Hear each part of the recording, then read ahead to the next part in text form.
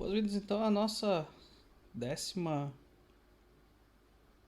Décima ou 11ª aula? 10ª aula. Sim, 10ª aula. Tá certo. Já tô perdendo as contas já. Ah, a gente tá chegando na reta final agora do nosso curso. E como eu já mencionei algumas vezes, o objetivo dessa reta final agora é a gente pegar as coisas que a gente já aprendeu. E a gente ainda vai ver algumas coisinhas novas, mas a gente vai principalmente pegar o que a gente já aprendeu e juntar num projeto final, por assim dizer, que vai ser a implementação de uma classe equivalente à classe std vector da biblioteca padrão. Então, já cabe aqui o aviso principal, que é a gente quer implementar isso por um motivo didático. Não é para vocês pegarem o que a gente implementar e saírem usando, que não há necessidade nenhuma, né? O std vector já está na biblioteca padrão. Então fica aqui o aviso, a gente não está tentando implementar porque é melhor ou porque a gente deve implementar manualmente sempre, mas sim porque ele é um caso de estudo de várias das coisas que a gente viu. Um caso de estudo bastante completo, em que a gente vai precisar entender como lidar com exceptions, como lidar com gerência de recursos, como lidar com templates, fazendo código genérico, etc. Num pacote único, assim, né, com um objetivo bastante como posso dizer, um objetivo bastante condensado. Dito isso, a gente já começou um pouco nesse sentido, quando a gente fez aquele vetor de tamanho fixo, que a gente trabalhou nas últimas duas aulas, mas a gente agora vai expandir um pouco o conceito, a gente vai, como eu falei, a gente vai ver algumas coisas novas, então a gente vai aprender a lidar com memória crua, que é uma coisa que a gente ainda não aprendeu, e que é bastante importante agora que a gente vai fazer uma implementação do Vector. A gente vai aprender ainda a aplicar aqueles conceitos de exception safety que eu mencionei na última aula, né, que eu expliquei na última aula como é que funcionava, mas que a gente não tinha nenhum código ainda que a gente conseguisse fazer uma boa exemplificação de como eles funcionariam, né, de como a gente implementaria eles. No caso, eu me refiro às garantias, né? A garantia básica, a garantia forte, a garantia de no throw. E a gente ainda vai ver algumas técnicas de separação de funcionalidades que a gente vai usar para fazer com que o nosso código seja robusto e capaz de lidar com os recursos, né? No caso do Vector, com o recurso de memória que ele está alocando, de uma maneira inteligente que faça com que o nosso código não seja, não precise ficar absurdamente complexo para conseguir lidar com todas as situações, tá?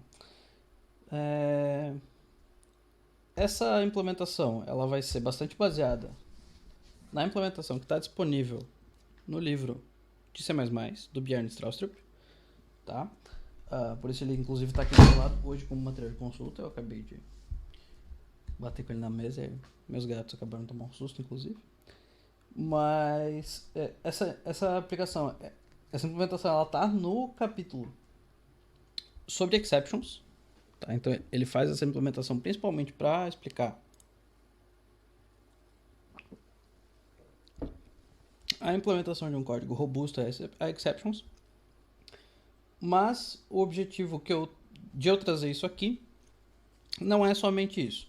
Inclusive, o objetivo que eu trago aqui é principalmente para mostrar que a criação de um container genérico como um std vector, ela tem algumas particularidades que não necessariamente são super difíceis, mas que a gente precisa manter em mente, que muitas vezes não são vistas quando a gente está implementando algumas dessas coisas para trabalhos práticos, como por exemplo em uma disciplina de estruturas de dados. Porque C++ tem suas particularidades, certo? E quando a gente precisa encapsular alguns dos comportamentos, como por exemplo a criação de objetos, a alocação de memória, a gente precisa saber como separar essas coisas de uma maneira que seja consistente e que permita a gente ter um container verdadeiramente genérico. Eu mencionei em outros momentos que, por exemplo, aquele container fixo que a gente tem, né, de tamanho fixo, ele depende que o objeto que está sendo guardado tenha o construtor padrão. E no nosso std vector a gente não vai ter essa dependência, por exemplo. Né? Eu vou inclusive demonstrar para vocês que aquele código lá ele acaba dependendo disso, mas que não precisa ser o caso. E como é que a gente vai fazer para não ser o caso?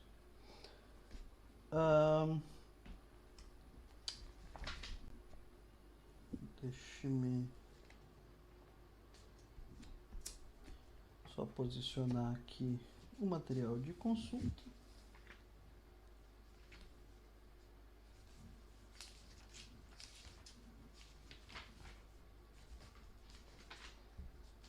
Perfeito. Então, eu gostaria de iniciar fazendo uma breve revisão do que a gente já implementou até agora. Então, a gente tem aqui o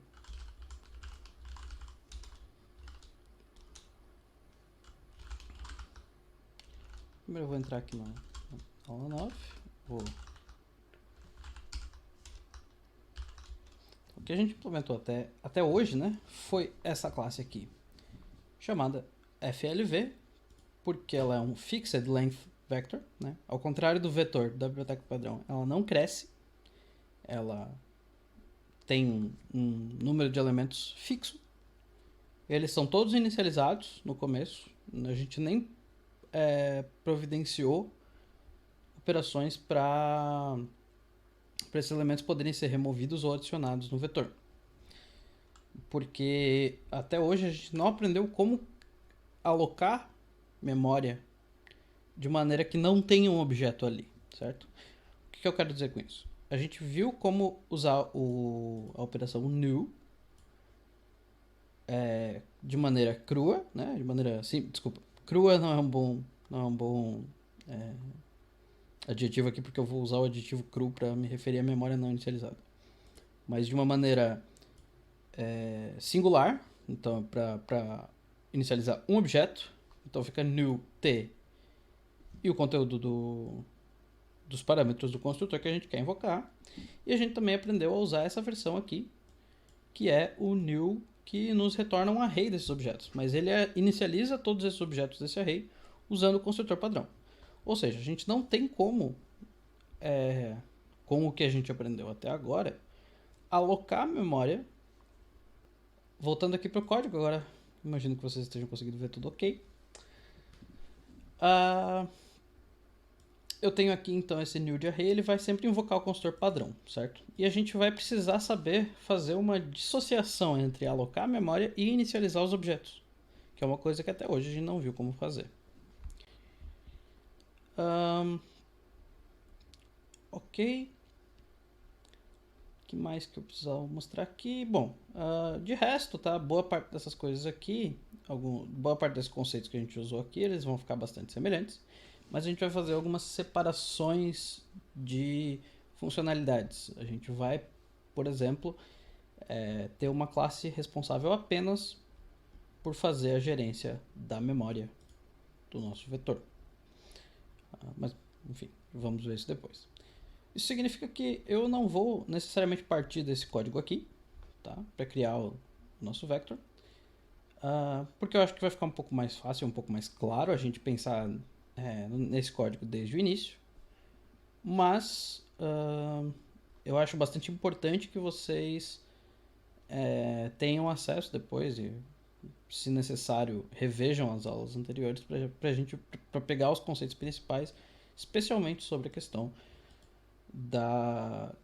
de RAI, certo? Sobre a implementação do destrutor junto com as outras operações que a gente chama da regra dos 5, certo? Porque esse container que a gente criou aqui, ele tem a versão mais simplificada disso. Hoje a gente vai fazer isso de uma maneira um pouquinho mais inteligente, que é para nos dar uma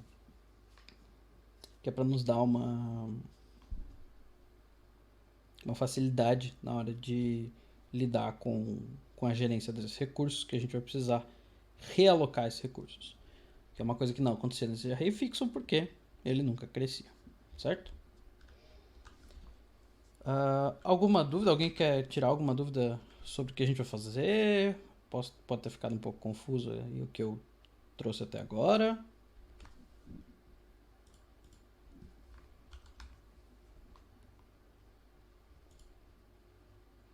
Não? Tudo bem? Beleza. Então, vamos entrar aqui na pasta da aula 10. Aqui, vamos fazer o nosso de sempre aqui, né? Criar uma pasta src, criar um cmake-lists. Então, project vector cxx. Esqueci do cmake minimum required, que a gente tem trabalhado com a versão 3.15.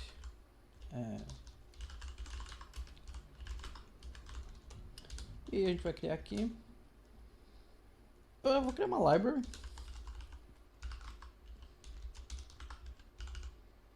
Vou chamar de vector.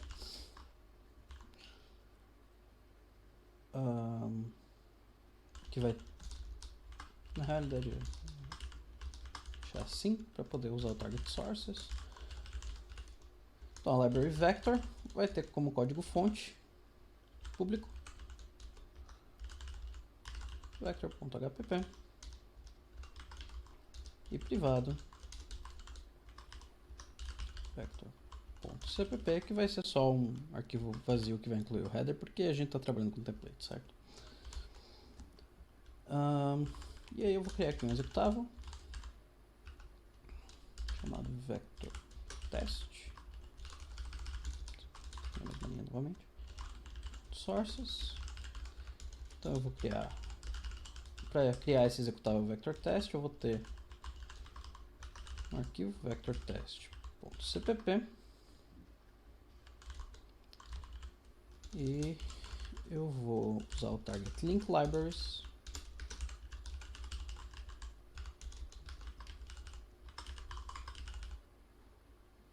para linkar o vector test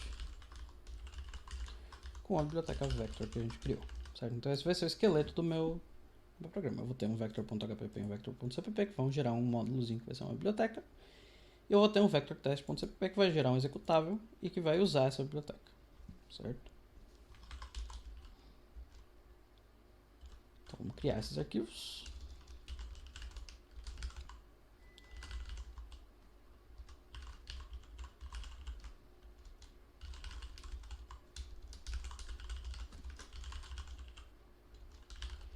Vou criar aqui um main, um vector test, main.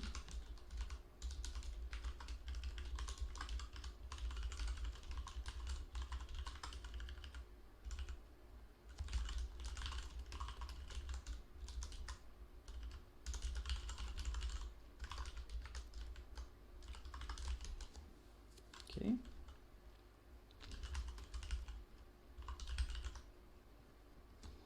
No vector.hpp eu vou fazer o clássico de colocar os header guards. Vou chamar de structures. Eu vou usar o mesmo 9 source fixed length vector.hpp. Qual que foi o nosso namespace? Data structures. Vou usar o mesmo namespace que eu tinha usado nesse arquivo. Então, vou chamar aqui data structures vector .hpp define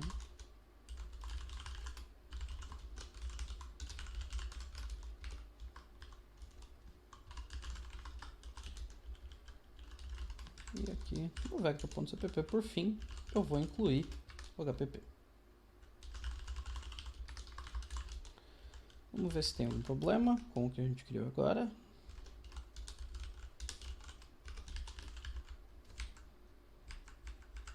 Peraí.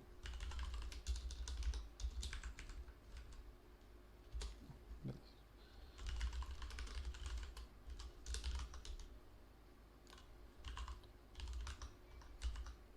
Então aqui, executando o arquivo, a gente tem o nosso layout que a gente colocou ali, a gente já tem aqui como trabalhar. Então, vamos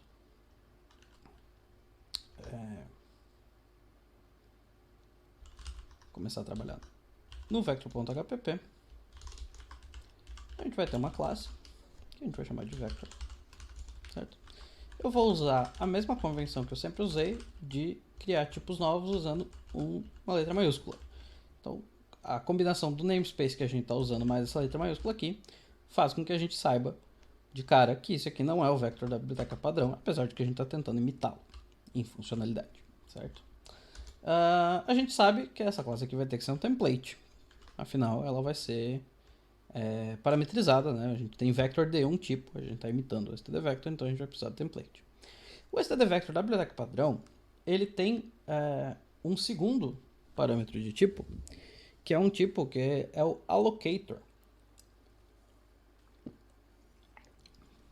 que é um objeto responsável por fazer a alocação, construção e destruição dos objetos internos do vector.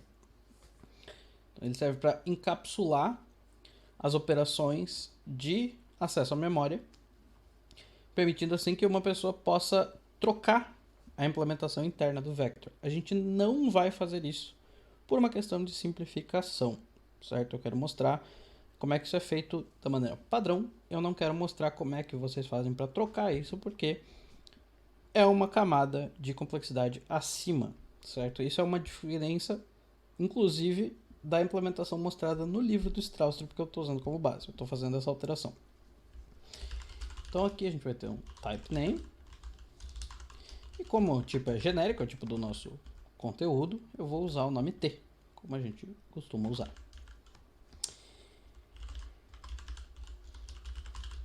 E eu vou começar definindo quais são os tipos que a gente vai ter.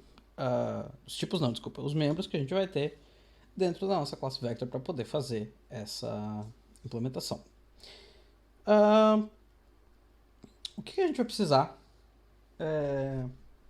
saber, né, para conseguir manter um vetor em memória, para conseguir gerenciar um vetor em memória? A gente pode se basear lá no nosso fixed length vector. Então, alguém tem alguma sugestão do que a gente precisa saber?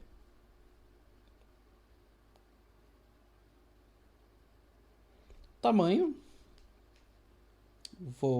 Eu concordo, a gente vai precisar saber o tamanho de certa forma, mas eu ainda não vou adicionar porque a gente vai lidar com isso de uma maneira um pouquinho diferente. E um array. Não é exatamente um array, né? Quer dizer, sim, a gente vai apontar para uma sequência contígua de memória, mas a gente, né, vai usar um ponteiro. Um par ordenado? Perdão, como assim, André?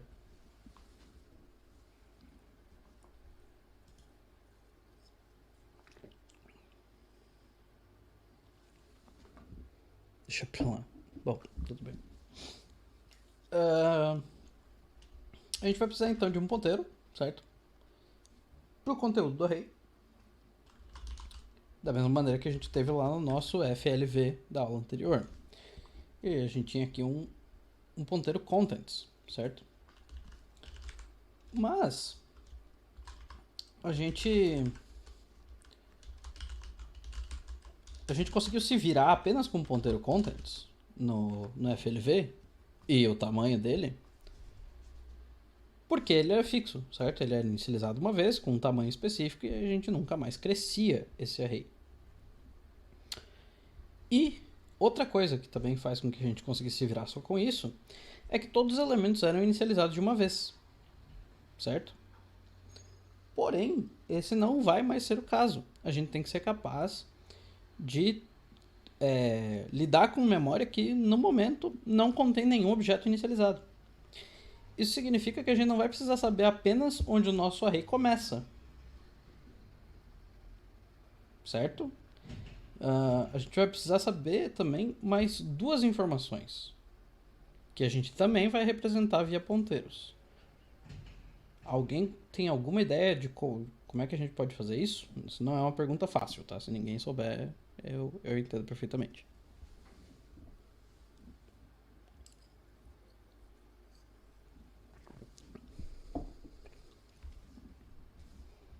Como assim? Como assim é uma boa pergunta, como resposta ao que eu acabei de perguntar. Eu acho que seria bom ter que saber onde começa e onde termina. Bom, muito bom. Você já acertou uma das coisas.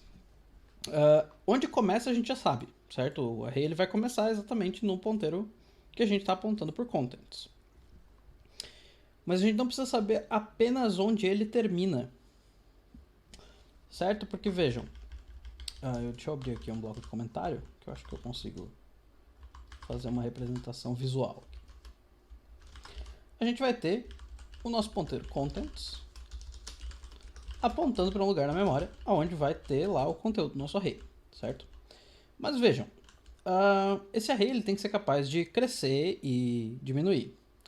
Então vamos dizer que em algum certo momento esse array tem 3 elementos, 9, 6 e 5. E digamos que eu removo um desses elementos daqui, certo? Então esse elemento foi removido. O que isso significa? Eu preciso... Isso significa que o espaço de memória que eu tenho apontado diminuiu?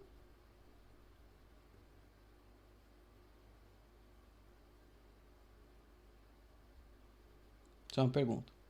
Não, não significa, certo? Isso significa que eu estou, a partir desse momento, encarando o meu vetor como se ele acabasse mais cedo, certo? Ele acaba no elemento 6, ao invés de onde ele acabava antes. E este elemento aqui precisa ser destruído. No caso, ele é um inteiro, a destruição dele não implica em nada. Mas,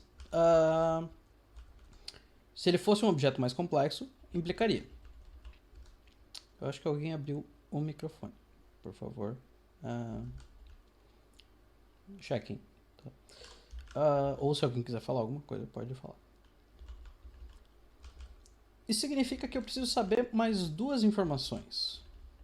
A primeira informação é onde o meu vetor acaba. Certo? Então, eu preciso saber que ele acaba aqui. Vocês vão ver que a gente não vai representar isso exatamente dessa forma. E a segunda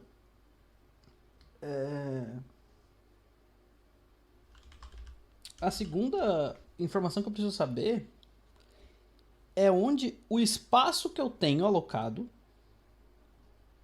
mesmo que esse espaço seja vazio, acaba.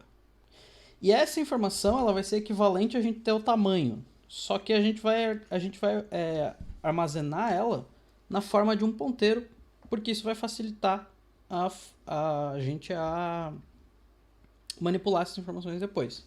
Então, além de ter um ponteiro para o primeiro elemento, a gente vai ter um ponteiro que vai marcar o final do espaço utilizado e mais um ponteiro que vai marcar o final do espaço não utilizado.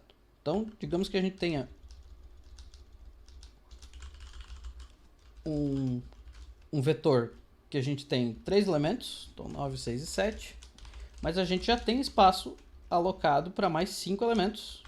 A gente vai ter mais um ponteiro marcando esse final e mais um ponteiro marcando esse final, certo? E com isso a gente não precisa guardar o tamanho, porque para calcular o tamanho, basta eu subtrair o ponteiro que marca o final dos elementos utilizados pelo ponteiro que marca o início, certo? Então, se eu tenho um ponteiro que aponta para cá e eu subtraio isso aqui, eu vou ter o tamanho do array. Mais ou menos. Vocês já vão ver. Para facilitar essa operação, eu vou fazer uma coisa um pouco diferente. Ao invés de eu apontar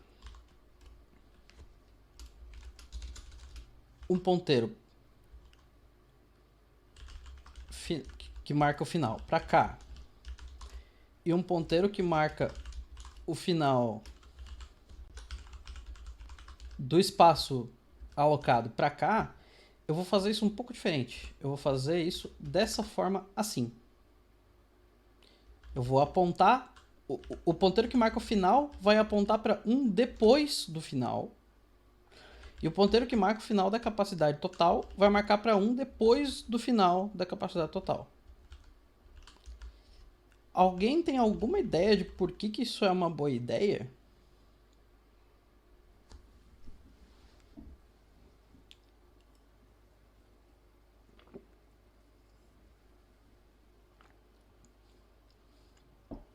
Talvez. Para fazer checagem no loop. Para fazer checagem no loop, isso já ajudaria, de fato.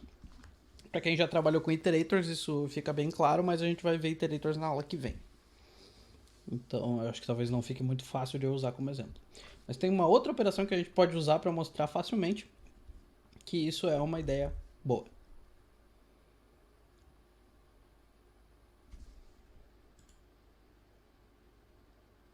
Sei não. Beleza? Vamos ver aqui. O seguinte. Digamos que na memória do meu computador, esses endereços aqui sejam os endereços 0, 1, 2, 3, 4, 5, 6, 7, 8. Qual o tamanho desse array aqui? Falando sobre o tamanho útil dele, né? O tamanho dos elementos em uso.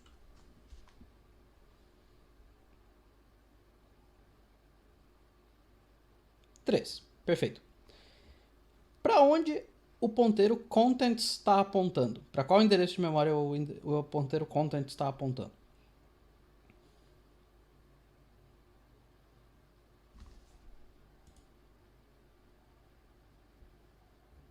Não, o ponteiro contents ele aponta para o início do espaço alocado.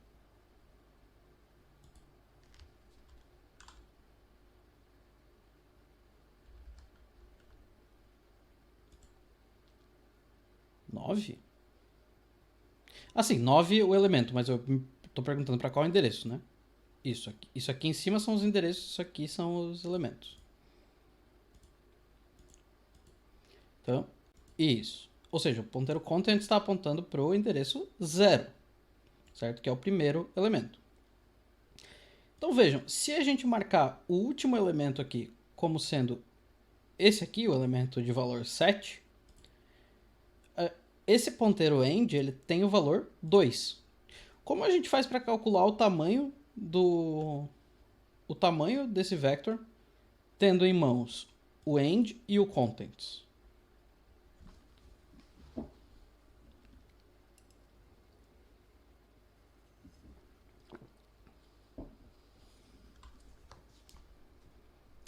End menos contents vai dar 2 menos 0, que é 2. Mas o tamanho a gente já concluiu que é 3. Certo?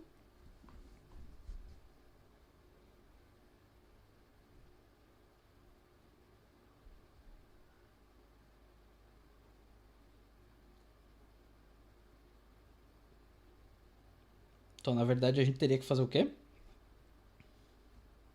End menos contents mais 1 parece meio feio. Eu sei que é sutil e é uma coisa que parece um pouco subjetiva, mas sim, parece meio feio. E você tem razão. Porém, está correto. Nesse caso, se a gente assumir essa convenção, essa é a fórmula. End menos contents mais 1. Certo? Para saber o tamanho. Outra coisa que a gente precisa saber. Se eu for dar um pushback nesse vetor aqui, em que endereço de memória eu vou colocar o elemento novo? Em termos dos ponteiros que eu tenho. End mais 1. Agora, vamos trocar a nossa convenção. Vamos dizer que o end fica aqui, né? E o end capacity, por sua vez, segue a mesma convenção, fica aqui atrás. Fazendo isso, o tamanho do nosso vector vai ser end menos contents. E o endereço aonde a gente precisa dar pushback vai ser, novamente,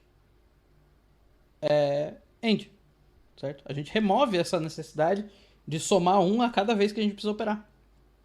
E isso faz com que as coisas meio que cliquem no lugar, assim, faz com que todas as fórmulas que a gente vai precisar derivar fiquem realmente só em termos dos nossos ponteiros. Certo? Então isso ajuda bastante. E essa convenção ela carrega para várias outras coisas em C++, certo? Sempre que a gente está trabalhando com um par começo-final, a gente geralmente faz com que o começo aponte diretamente para o começo, mas o final aponte para 1 depois do final. E essa convenção ela traz diversos benefícios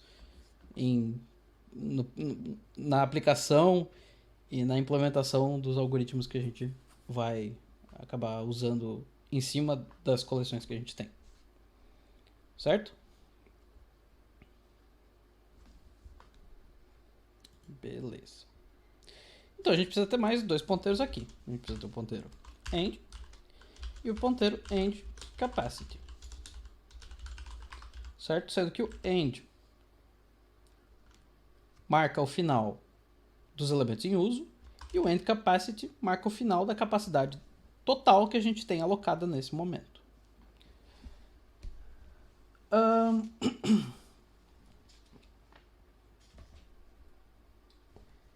Beleza.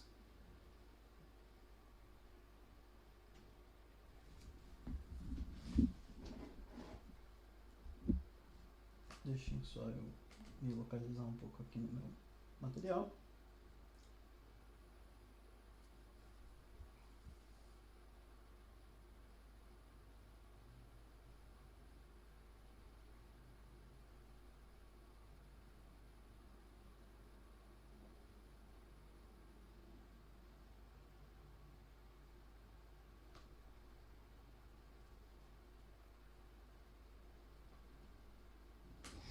Beleza. A gente vai começar a nossa implementação do vector, então, dessa maneira. Tendo esses três elementos aqui, a gente vai implementar ele. A gente vai começar a bater em alguns problemas, a gente vai depois fazer uma pequena refatoração, certo? Por assim dizer, no que a gente está fazendo. Mas a gente vai começar dessa forma mesmo. Então a gente vai ter aqui, dentro de public, a gente vai ter um construtor, certo? Então vector.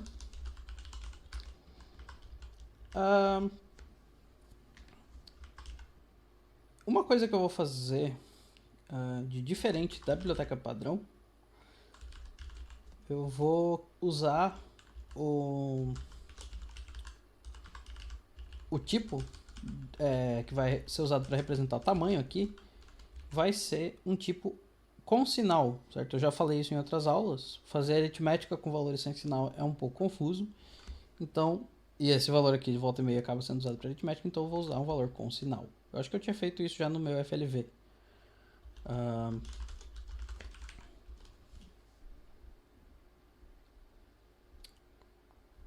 Só confirmar aqui. Size. Sim, eu tinha usado int. Mas aqui a gente vai ser um pouco mais preciso. Existe um header que se chama cstdint. Ele tem esse C aqui no começo porque ele vem da linguagem C, mas ele também existe em C++. E esse header nos dá alguns typedefs que nos permitem escolher o tamanho exato do inteiro que a gente quer usar. Eu vou usar, como esse vector aqui, isso aqui eu estou fugindo um pouco da especificação do vector da biblioteca padrão, tá? Mas eu vou usar aqui o tamanho, o std 4 pontos int 64t, certo? Então isso significa que é um inteiro de 64 bits, ou seja, 8 bytes. E o nosso primeiro construtor aqui vai ter o size type. E esse size type aqui, eu não estou usando a convenção normal que eu uso para tipos, que é usar letra maiúscula e não usar underscores, porque isso aqui a biblioteca padrão define que os tipos sejam dessa maneira, tá? Então esse tipo aqui ele vai ficar um pouquinho diferente mesmo. Então o meu construtor inicial aqui, o primeiro construtor que a gente vai criar, ele vai receber o tamanho dos elementos que a gente quer, certo? Isso é bem parecido com como a gente fez ali no nosso FLV, certo? Ele recebia o tamanho, mas ele inicializava todos os elementos com usando o inicializador padrão, certo? E a gente vai dar a opção de não fazer isso nesse nosso vetor novo. Como é que a gente vai fazer isso? A gente vai permitir que a pessoa passe aqui um inicializador padrão, certo? Como? Na forma de um elemento, que vai ser copiado para os outros elementos, se a pessoa assim desejar. Então, o Strausstrup não usa a convenção de istconst no livro, Então, posso me embananar um pouco. Vou chamar esse cara aqui de default value, certo? E esse cara aqui, por padrão, vai ser o T construído com o seu construtor padrão. Isso aqui é uma coisa que a gente ainda não tinha visto, eu imagino, pelo que eu lembro. Mas isso aqui permite que a gente tenha um valor padrão para um parâmetro na função, né, no construtor, o que permite que o construtor seja chamado sem esse parâmetro aqui, e aí esse parâmetro vai assumir o valor padrão. Se a pessoa quiser chamar com outro valor aqui, basta que ela chame esse construtor com 2 parâmetros, e aí ela basicamente sobrescreve essa definição aqui. Ok? No construtor do stdvector ainda vai um terceiro elemento aqui, que é o allocator. Porém, a gente não está usando um allocator, então ele vai ficar dessa forma aqui. Ok. Como é que vai ficar implementado esse cara aqui?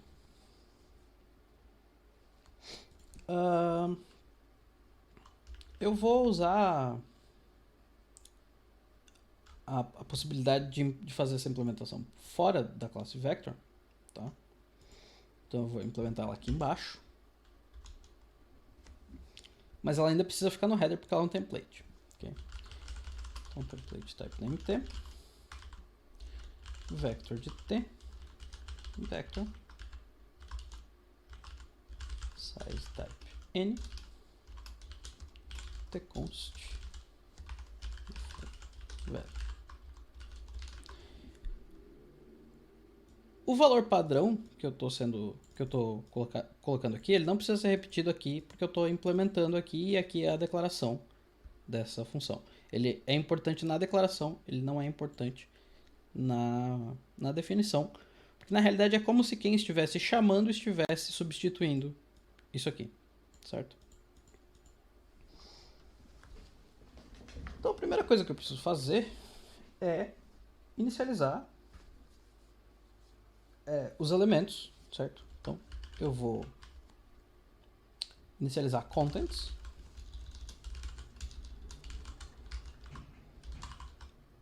com alguma coisa, que a gente já vai ver o que. Eu vou inicializar o end com alguma coisa, que a gente também já vai ver o que. E eu vou inicializar o end capacity com alguma coisa. Porém, vejam, como eu disse antes, a gente precisa agora separar a inicialização desses elementos da alocação desses elementos. Se eu vier aqui e escrever new t, colocando o meu tamanho aqui, n, certo? Eu vou estar necessariamente invocando o construtor padrão de t. E eu não quero fazer isso, certo? Eu quero que o t seja inicializado via uma cópia do valor que vier aqui como default value. Para isso, a gente vai precisar usar uma nova forma de lidar com isso aqui. E essa forma, ela é mais uma forma da operação de new. Então a gente já viu. Vamos fazer um recap aqui. A gente já viu duas formas da operação de new. A gente viu o new t, que aloca e inicializa, certo? A gente viu o new t com array, que aloca e inicializa size ts com o construtor padrão. Agora a gente vai ver mais uma forma, que a gente chama de operator new. Eu sei, é confuso. O operator new, ele nos retorna a memória. Mas ele não inicializa nada, ele apenas aloca. E aqui ele recebe o tamanho, certo? Eu até vou...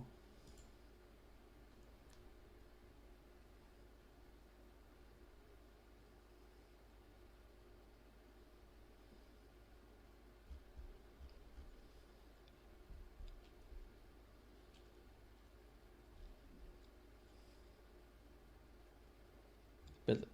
Tá. Esse cara aqui, ele não recebe size em número de elementos a serem alocados. Ele recebe size em bytes, certo? O que significa que aqui a gente precisa informar para ele que a gente quer alocar o número de bytes necessário para guardar n elementos do nosso tipo escolhido. Isso significa que aqui a gente precisa ainda multiplicar esse cara pelo tamanho de t, certo? E esse sizeof aqui é uma expressão que nos dá o tamanho em bytes de um tipo qualquer. E sim, a chamada depende da palavra-chave operator aqui, tá? Então a gente vai escrever aqui operator new size vezes sizeof t, certo? O retorno desse cara aqui, desse operator new, então, vamos lá, né? O que o new t retorna? Qual é o tipo do retorno da expressão new t?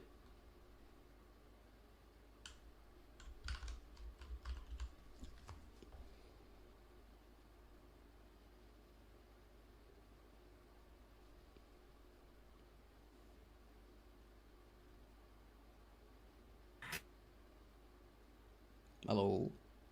Alguém abriu o microfone? Um ponteiro de t. Não é um array. Especialmente esse aqui. Esse cara aqui, ele retorna apenas um t.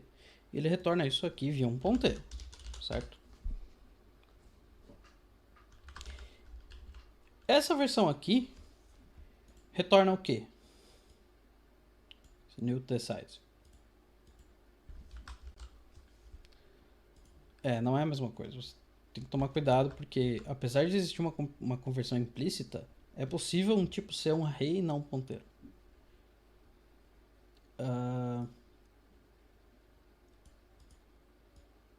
Essa versão aqui, qual é o tipo de retorno dela?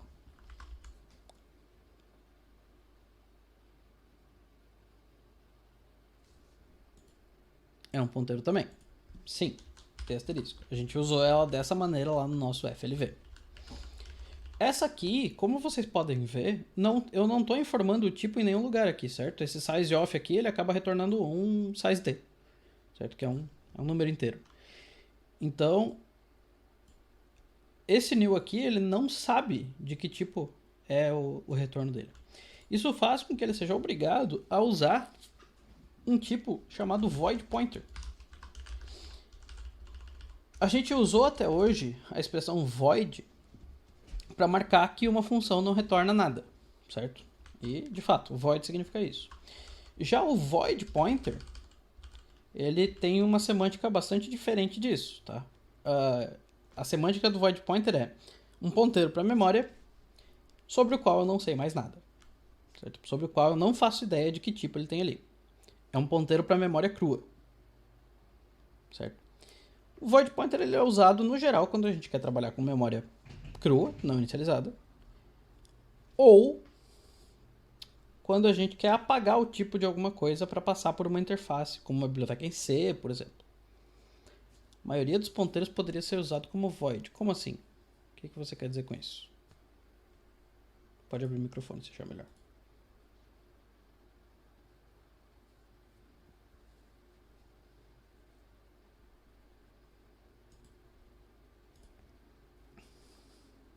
O único limitante do void pointer. O que você quer dizer com o tamanho? Porque o ponteiro em si, todos os ponteiros têm o mesmo tamanho, que é o tamanho do endereço de memória na arquitetura que você está trabalhando. O que muda exatamente é o tamanho do tipo que o ponteiro aponta. Se você não sabe o tamanho do tipo que o ponteiro aponta, você não sabe, por exemplo, como avançar se você tiver um array, porque você não sabe quantos bytes você tem que ir para frente. Certo? Então é importante que você tenha informação do tipo do ponteiro que você está apontando. O void pointer ele não assume nada, certo? Você não sabe o tamanho daquele tipo.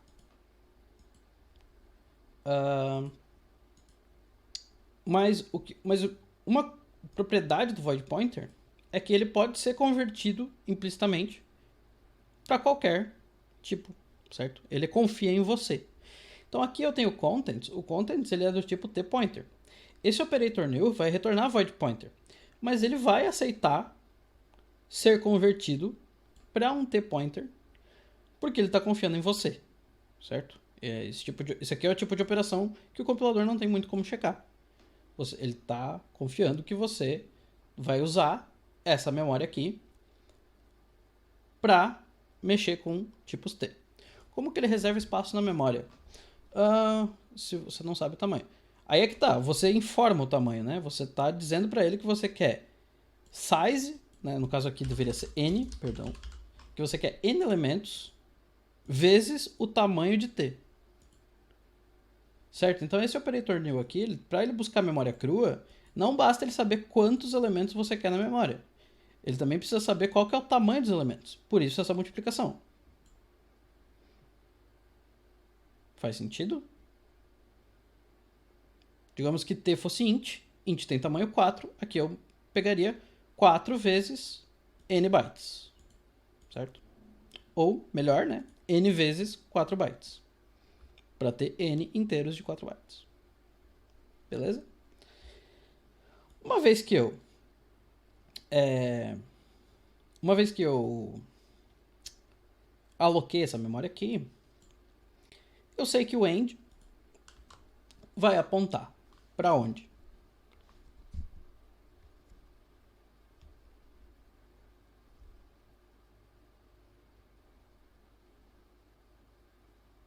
O que a gente definiu lá em cima, que seria o final do nosso vector. Índice 1? Não. Esse construtor aqui, ele inicializa o vetor com n elementos. N elementos existentes. N elementos inicializados. Então o nosso end precisa ir para onde?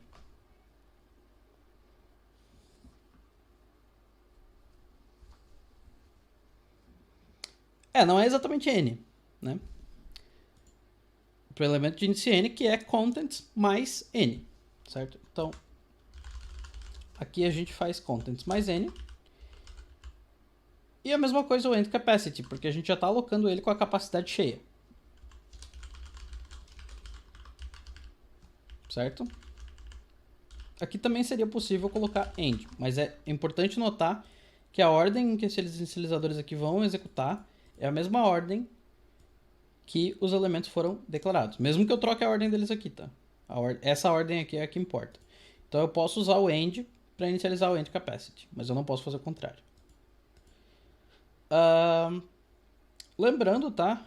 Isso é uma coisa que a gente até agora não trabalhou muito com aritmética de ponteiros, mas quando eu somo um valor num ponteiro, eu não estou somando em bytes, eu estou somando em número de elementos do tipo T. Então, independentemente de eu saber o tamanho ou não aqui nessa operação, aqui eu já estou trabalhando com ponteiros para T. Então eu posso somar só n aqui ao invés de n vezes size of blá blá blá, porque esse n aqui vai ser implicitamente multiplicado pelo tamanho, já que aqui eu já sei que esse ponteiro é do tipo T. Ok?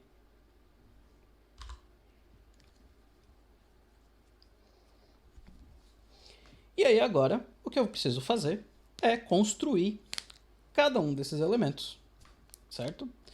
Como é que eu vou fazer para construí-los? Eu vou usar um loop, né, um laço, em cima desses elementos.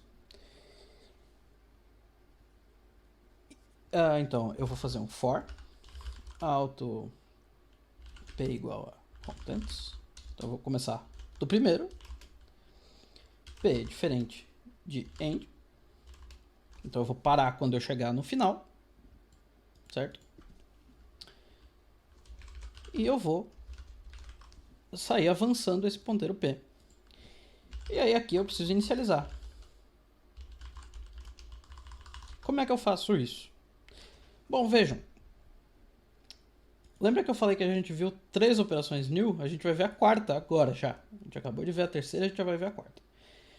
Vejam que nessas duas primeiras versões do operador new, a gente tinha a operação de alocação e inicialização sendo feita no mesmo operador, certo? Quando eu invoco esse operador aqui, ele não só aloca a memória do tamanho necessário para um elemento de T, ele também vai lá e inicializa esse elemento. né? Ele invoca o construtor. Isso também acontece nesse cara aqui. A diferença é que eu não consigo escolher o construtor que vai ser invocado. Ele é sempre o construtor padrão. Mas ele aloca o tamanho necessário para todos os T's que eu estou pedindo para ele, e aí ele vai lá e inicializa cada um. Já essa terceira versão aqui, como ficou aqui para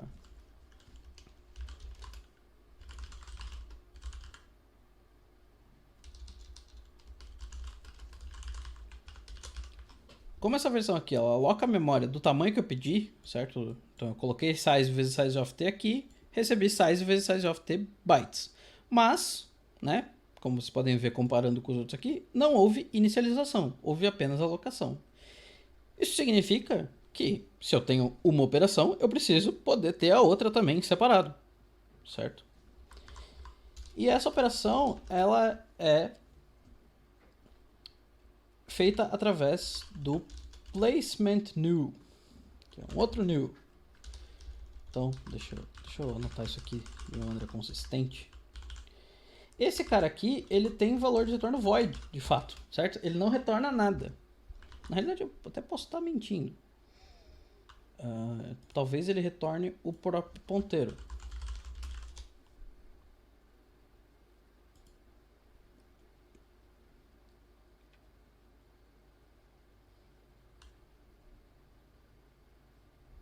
Aparentemente o tipo de retorno dele não é garantido.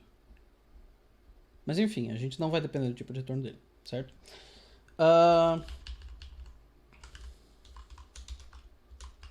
Eu vou deixar vazio aqui, porque pode ser que em alguns casos ele retorne, eu acho que isso é dependendo de implementação. Mas a gente não vai precisar do tipo de retorno dele. Esse new, ele tem uma quarta forma. Ele é basicamente como o Freezer do Dragon Ball Z. Ele tem muitas formas diferentes. E essa forma aqui, ela é dessa maneira assim. New. Na sequência vem um ponteiro. Certo? Na sequência vem o tipo que eu quero inicializar. E os argumentos do construtor, certo? Eu vou colocar como se tivesse argumentos aqui também, porque aqui não necessariamente precisa ser o construtor padrão, certo?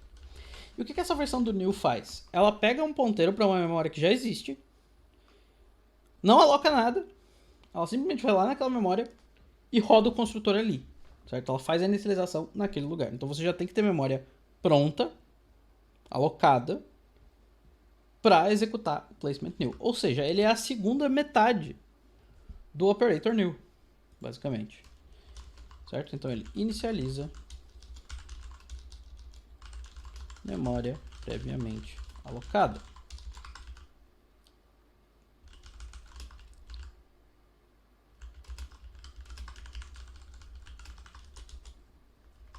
Certo?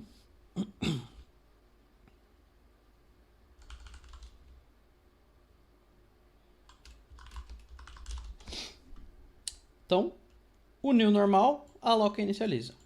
O new de array aloca e inicializa um array. O operator new apenas aloca e o placement new apenas inicializa. Certo? Então a gente separou essas duas operações. O que esse cara aqui tá reclamando? Tarcísio? Oi. Você podia dar uma esclarecida melhor no que implica exatamente alocar? Isso é algo que o sistema operacional que cuida, então, tipo, eu meio que aviso ele Isso. para ele já deixar reservado? Basicamente.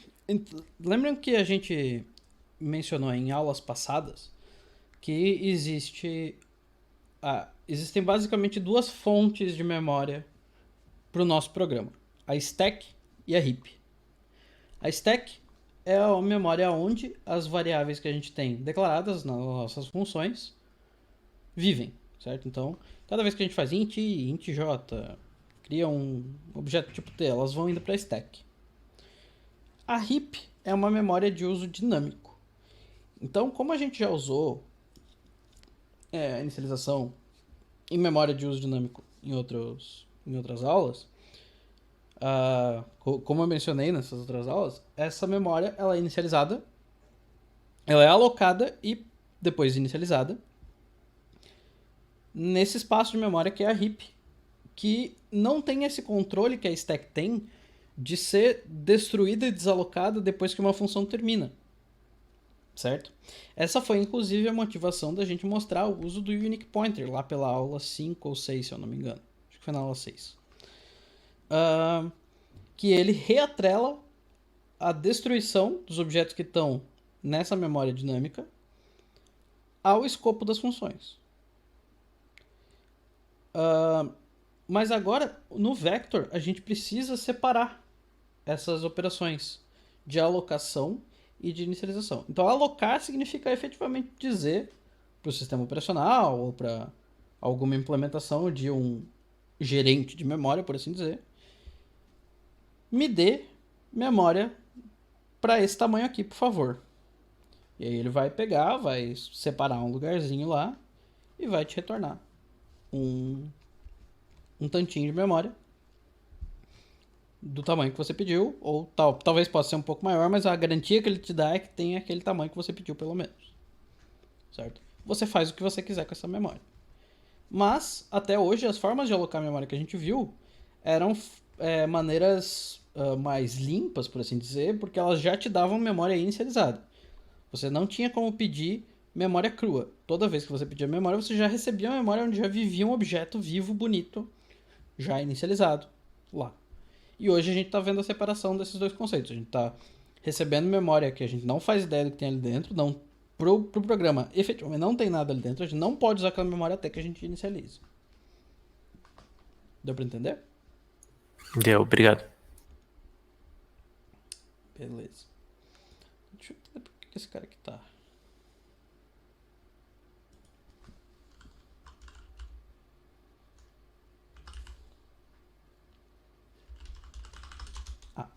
Faltou 2 pontos do construtor aqui, pessoal. Importante notar. Então, como é que a gente vai fazer essa inicialização aqui? A gente vai usar o tal do placement new. E o placement new ele funciona assim: new, a gente passa o ponteiro onde a gente quer inicializar o elemento, e aí a gente vai usar o construtor de cópia. Certo? A gente vai copiar o tal do default value para cá. E por hora, o nosso construtor vai ser esse, certo? Então, eu vou... Pra gente poder testar isso aqui, eu vou fazer a parte privada do nosso vector ser pública, só pra gente poder ver isso aqui funcionando, certo? Eu vou aqui no nosso vector test.cpp, eu vou include vector.hpp. Então, vou dar um using namespace data structures. Alto v igual vector de int mesmo, com, vamos ver, 10 inteiros de valor 6. E aí eu vou fazer o seguinte: for auto p igual a v.contents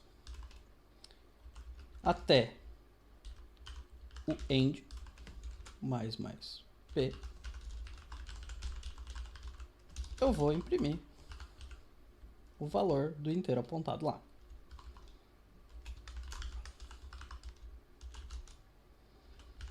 Então, se eu compilar isso aqui, o que ele quer? Ok.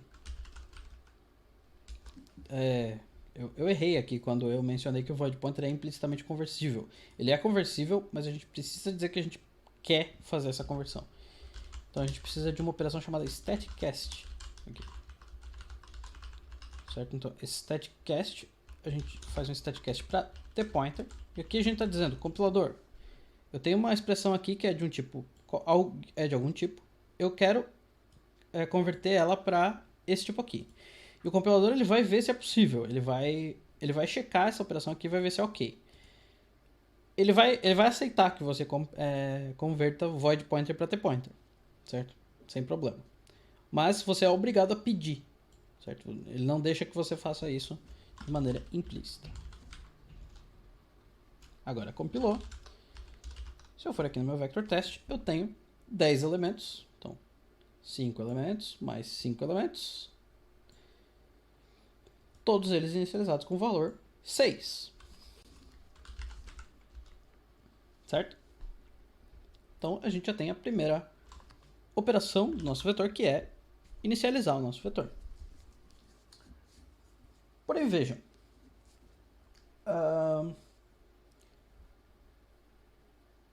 Existem dois pontos nessa implementação aqui desse construtor, onde eu posso ter uma exception.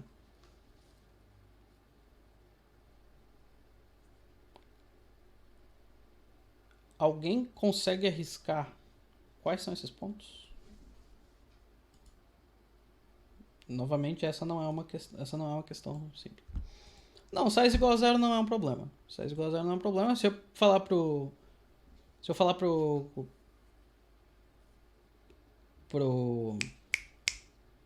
alocador, me dá 0 bytes, ele vai falar, beleza, ele vai me dar alguma coisa. Talvez ele me retorne um ponteiro nulo, mas é irrelevante. Eu vou fazer o meu end ser contents mais 0, ou seja, o meu end vai ser igual ao contents, então não vai ter nenhum problema. Na inicialização é uma boa fonte de... Mas só para mostrar aqui que se o n for 0 não tem problema, ele só não vai iterar em nenhum elemento. Eu tenho um vetor vazio, mas não tem problema.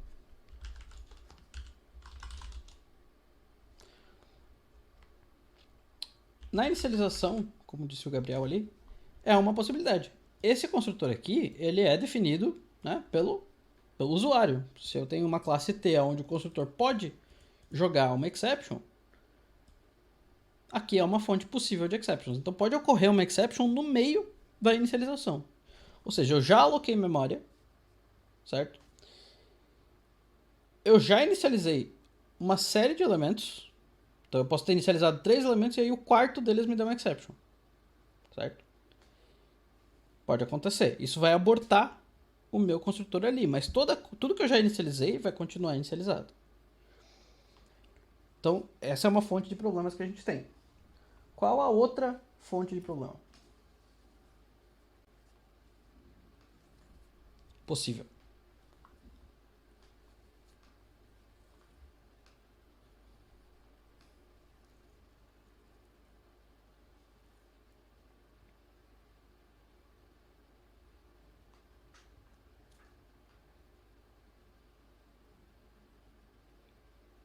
Tem uma outra operação dentro desse código aqui que pode falhar.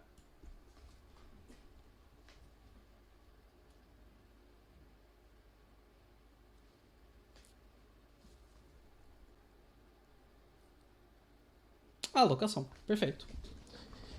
Por quê? Porque a memória não é infinita, certo? Então eu posso estar pedindo para o alocador uma memória que não existe. Uma memória que não está disponível. Eu pedindo para ele lá, me vê trocentos bytes aí e não tem trocentos bytes disponíveis. E lembrando que não basta eu ter a memória livre, eu preciso que ela esteja livre e contígua, né? Então tem mais um problema aí. E a forma como o C++ lida com isso é que se eu peço memória que não está disponível, eu recebo uma exception do tipo bad alloc. Então isso é feito sim por exceções, certo? Então vamos avaliar as duas possibilidades de problemas que a gente tem. A gente pode falhar a alocação, certo? E a gente pode falhar a inicialização. Se a alocação falhar, vamos lembrar lá das... a gente tem as garantias, né? Então a gente tem a garantia nenhuma, em que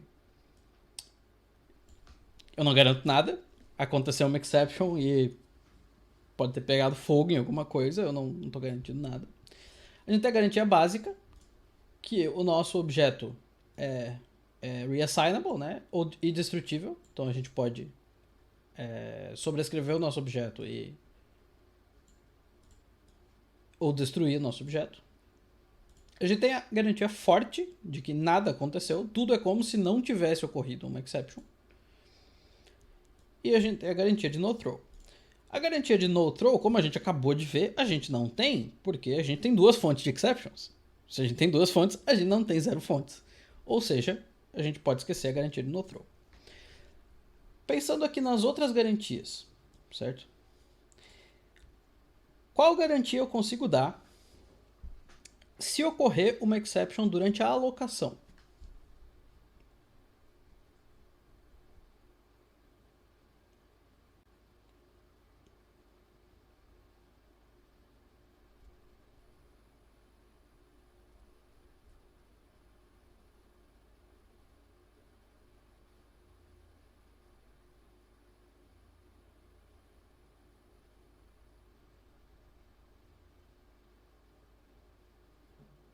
Ninguém vai arriscar essa? Não precisa ter medo de errar também. Pode chutar se quiser. Não, tranquilo.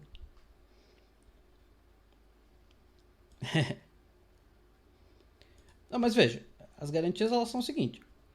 Dado que ocorreu uma exception, eu tenho 3 níveis de garantia. A garantia mais forte é, ocorreu uma exception, mas está tudo bem. O segundo nível de garantia é, ocorreu uma exception, o meu objeto está meio capenga, eu só consigo reatribuir ele ou destruir ele, mas eu não vazei memória, eu não vazei outros recursos, né? Tá tudo ok.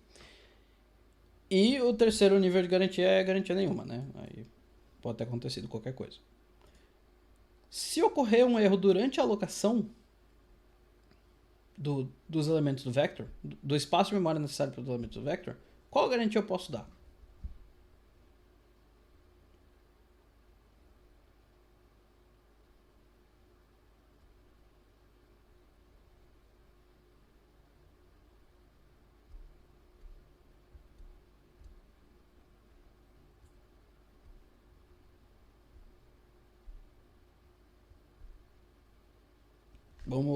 Vamos pensar que ele é inicializável. Não porque o objeto não vai nem ser criado.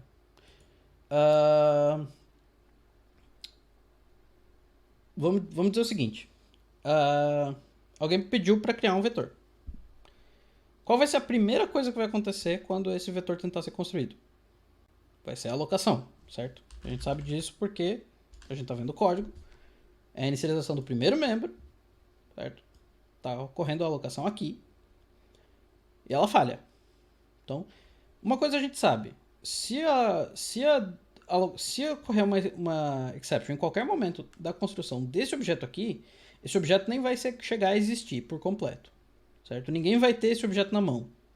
Porque ocorreu uma exception durante a inicialização dele. Então, esse objeto aqui a gente não precisa se preocupar especificamente com ele. Certo? E ocorreu um erro aqui. Eu tentei alocar e eu não consegui alocar.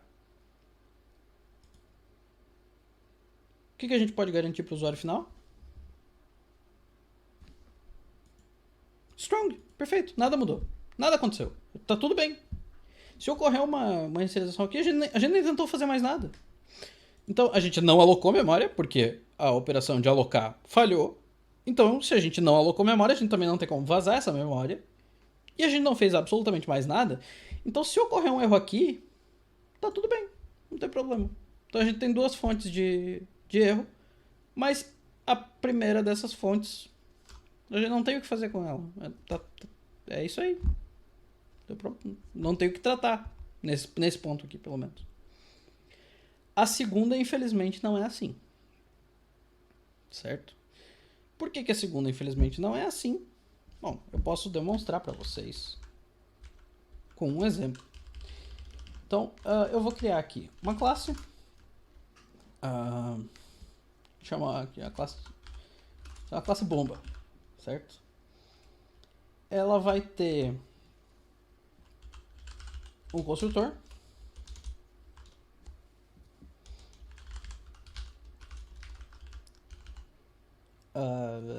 Que vai fazer o seguinte.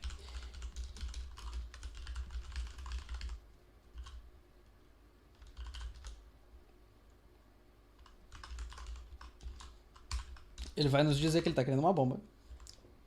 Mas, se uma variável chamada bomb count for igual a 3, ele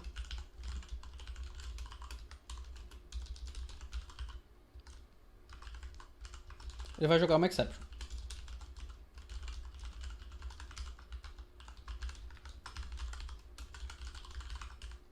Certo? E essa variável bomb count vai ser uma variável estática, que é equivalente a uma global, a diferença é que ela fica no escopo da classe.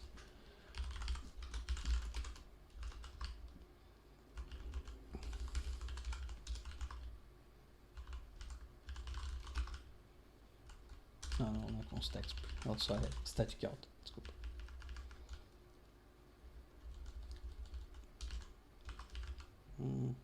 Sim. Tá, besteira isso aqui mesmo.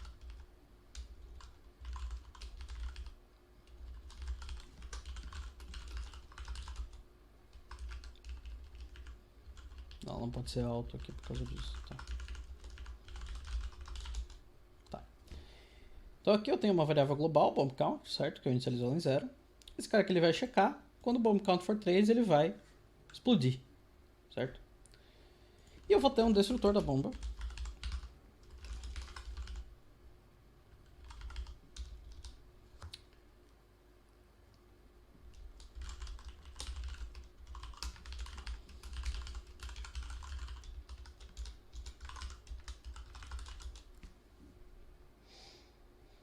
Certo? Então se eu criar uma bomba aqui, lembrando que quando a gente sabe que a gente vai lidar com exceptions, a gente precisa ter pelo menos o try catch aqui no main, certo? Então eu vou comentar esse código aqui, eu só vou mostrar o funcionamento dessa classe que eu criei agora.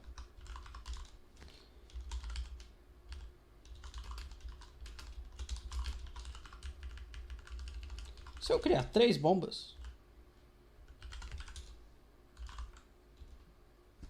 eu crio as 3 bombas e aparece que as 3 bombas nunca explodiram, certo? Mas se eu criar 5 bombas,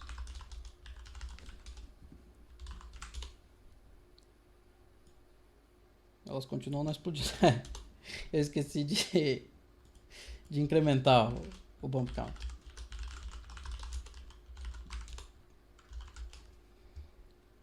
Certo? Então eu tenho 3 bombas, eu tento inicializar a quarta, dá o all no. As 3 outras que eu inicializei, elas nunca explodiram. Certo? Agora, se eu fizer um vector dessas bombas,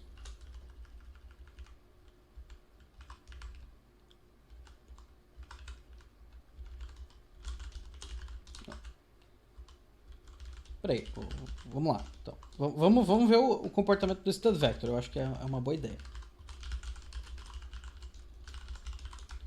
Se eu criar um stud vector de bomb,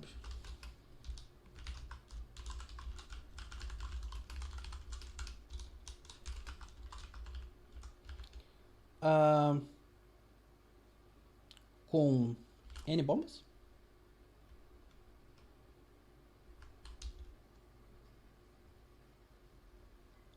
não, isso aqui vai dar, isso aqui tem um problema. Tá. Eu tenho que criar um construtor de cópia aqui.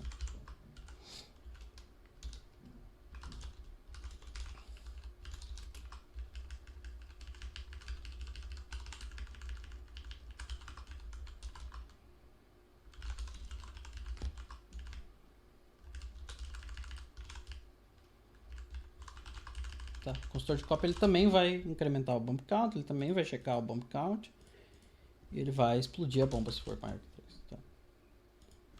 E esse, desculpa, o const fica aqui. Então, vamos lá, se eu tentar criar 3 bombas no vector, creating a bomb, creating a bomb, creating a bomb, bomb never exploded, beleza, tudo ok. Agora, se eu tentar criar 5, ele vai tentar criar a quarta, ela vai explodir, e aí as outras 3 bombas vão ser desarmadas normalmente, certo? Porém, se eu tentar fazer isso com o vector que a gente criou,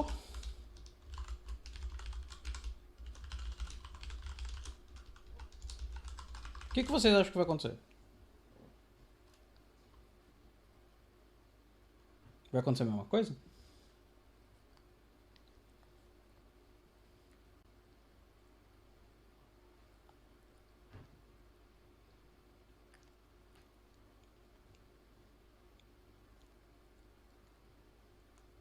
Provavelmente não. Muito bem observado. Não sei se você pensou no código ou se você só percebeu que pelo fato de eu estar perguntando isso, provavelmente procede. Mas Vejam. Ele vai criar uma bomba. Ele vai copiar. Copiar. Copiar. Ou não. Explodiu a bomba. E ele vai destruir uma bomba. Só. Qual foi essa bomba aqui que foi destruída? É a bomba lá do...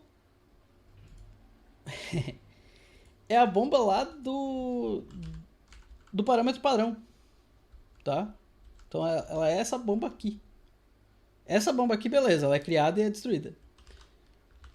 Mas todas as outras, elas vazam, certo? Quando a gente tá vendo que um destrutor não foi invocado, a gente sabe que possivelmente recursos foram vazados. Qual seria o remédio para isso? Alguém tem uma ideia de qual seria o remédio?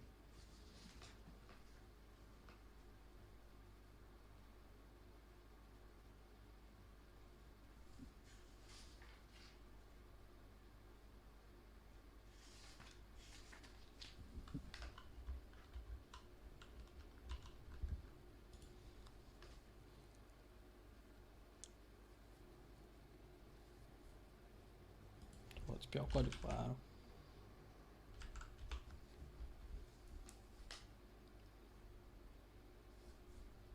Tem aqui o... Deixa eu mover isso aqui lá pra cima para poder mostrar o código todo.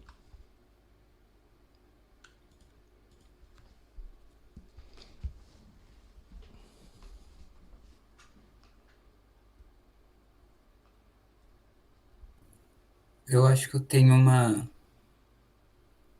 sei lá, uma tentativa. Ficar, dar um try ali na inicialização, e na hora que der um erro, começar a dar delete nos que a gente já tinha criado antes. Muito bom, muito bom. Perfeito. Essa de fato é a solução que a gente tem no momento. Eu tenho uma pergunta para fazer para vocês, porque é uma coisa que eu achei que talvez alguém fosse sugerir. E se eu implementar o destrutor do vector? Vai ajudar em alguma coisa?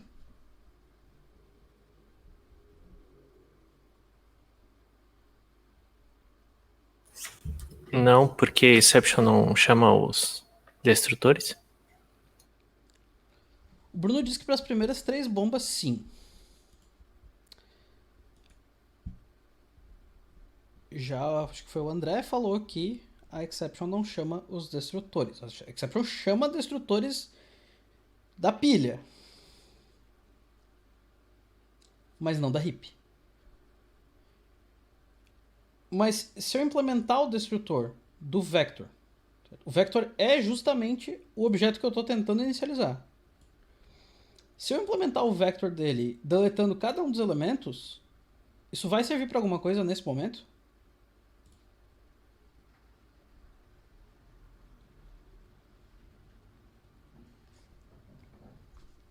Posso até escrever o código aqui para ajudar vocês a pensar.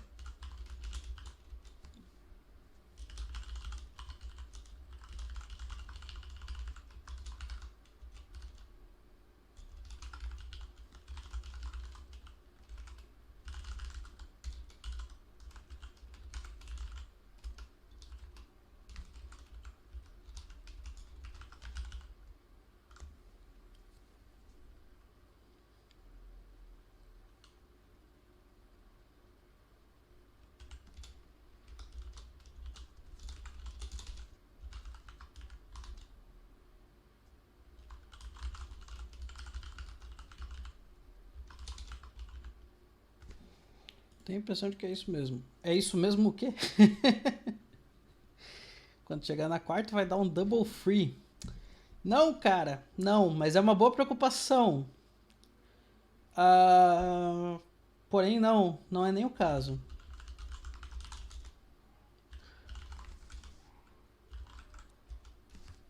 Como vocês podem ver, mesmo que eu implemente o destrutor, nada é deletado.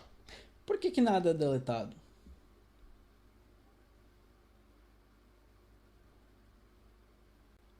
Se eu implementei um destrutor que explicitamente está indo lá e chamando o destrutor de cada um dos objetos, por que nenhum deles foi destruído?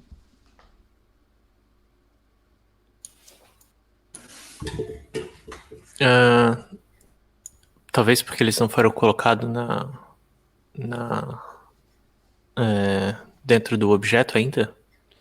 Não, eles foram, né? Eles foram. Eles estão aqui no objeto. Quer dizer, eles nunca foram ser colocados dentro do objeto, na realidade. Porque dentro do objeto só existe um ponteiro. Certo? Um ponteiro para uma coisa que fica lá na heap. Mas veja, eu tentei inicializar um objeto. Eu falhei. E eu tenho um destrutor implementado que tenta desalocar esses objetos. Mas ele nem tentou. Se ele não tentou, isso é um indício de que o que aconteceu?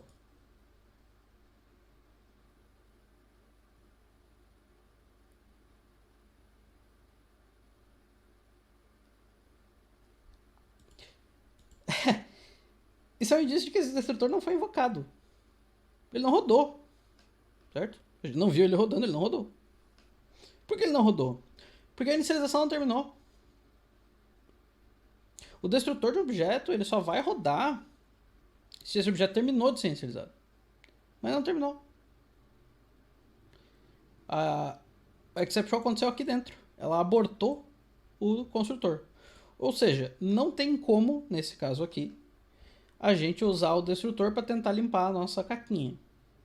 Certo? A gente vai ter que implementar o destrutor, ele vai ficar mais ou menos com essa cara, depois a gente vê.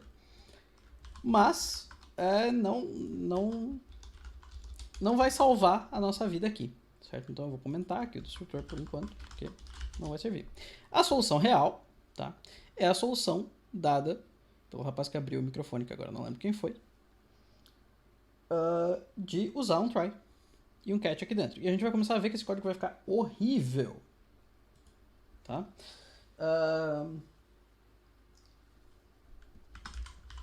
Vamos lá então. Veja.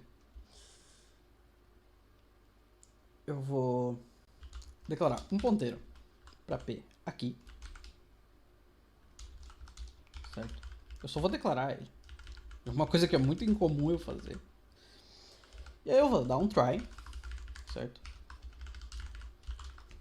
E nesse try eu vou tentar inicializar todo mundo. Então, P, vou tentar inicializar e vou avançar o P.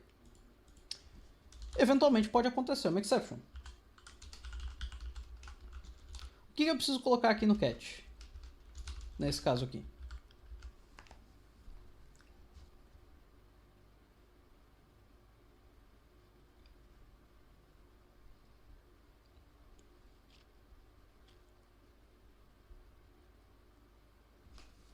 Lembrando da aula anterior. Das coisas que a gente pode colocar dentro do catch.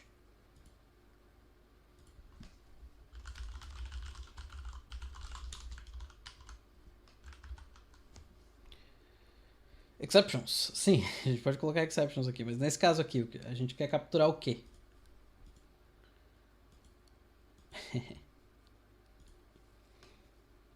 Não. Ponteiro P não. Ponteiro P não é uma exception, ele não vai ser jogado. A exception que a gente quer capturar aqui a gente não sabe. Certo? A gente tem um cleanup para fazer, caso qualquer coisa aconteça. Mas a gente não sabe qual coisa é. Então a gente precisa ir pelos 3 pontinhos. A gente não se importa com qual exception tá vindo aqui. A gente só sabe que a gente tem que desfazer alguma coisa. E aí o que a gente vai fazer? A gente vai fazer um for a partir de um ponteiro Q, certo? Só porque PQ.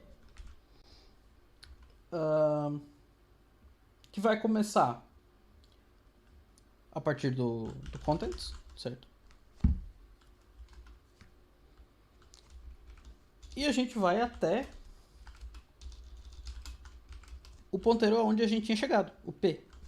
Certo? Porque o último, né? O último valor que P assumiu nesse for aqui foi o elemento aonde isso aqui falhou. Se isso aqui falhou, esse elemento não foi construído, então a gente não precisa destruir ele. Então a gente vai simplesmente até o Q ser igual a P. E a gente vai incrementando o Q aqui. E aí a gente vai chamar o destrutor. Para chamar o destrutor, eu já mostrei ali, sem querer, né? Não bem sem querer, mas eu já mostrei a chamada aqui. A gente pode chamar o destrutor diretamente. Então a gente usa o ponteiro Q, usa a sintaxe de chamada de método em ponteiro, e a gente chama o destrutor da classe T, certo? Que é o tilT. Vejam, da mesma maneira que a gente precisou separar a alocação da inicialização, a gente também vai ter que separar a destruição da desalocação, certo? Ou da liberação da memória. Qual que é a chamada que desfaz esse new aqui, o new normal, o new padrão que a gente criou? Que a gente criou, não, desculpa. Que a gente viu nas aulas anteriores. Delete. E o new de array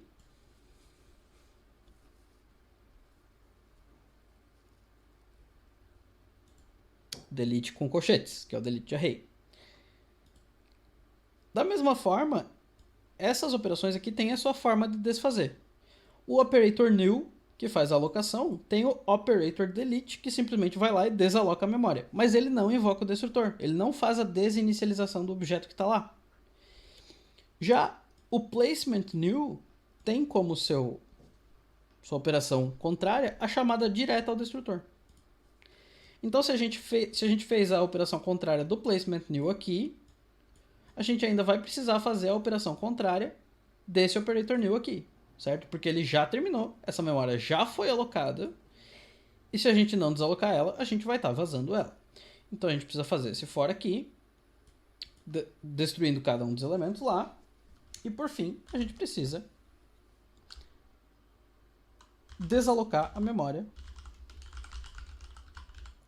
alocada em contents.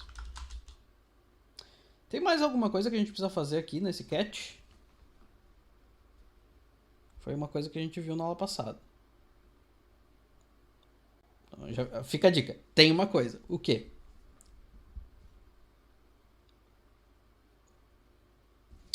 Else? Else de quem? Não lembro a sintaxe. O que? Mas diga, descreva a operação.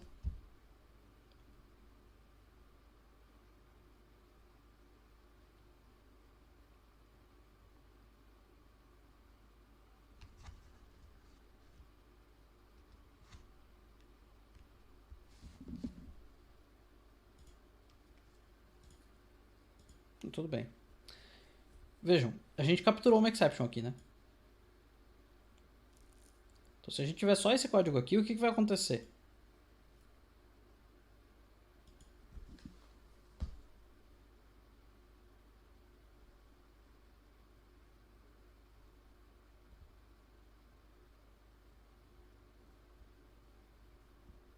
Deixa eu exemplificar com código, que eu acho que fica mais fácil. Eu criei aqui um vector. E aí no final,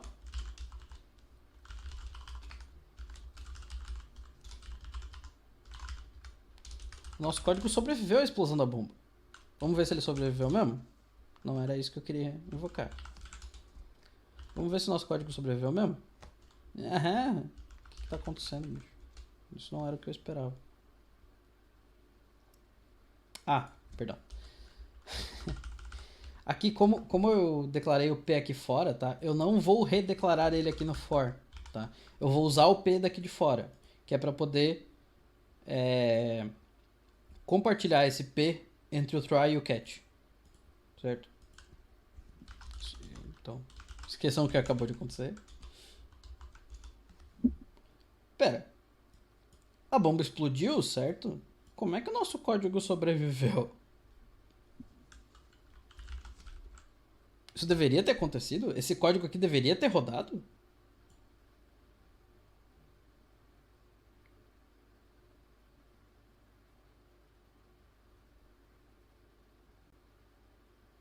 Qual a vossa opinião?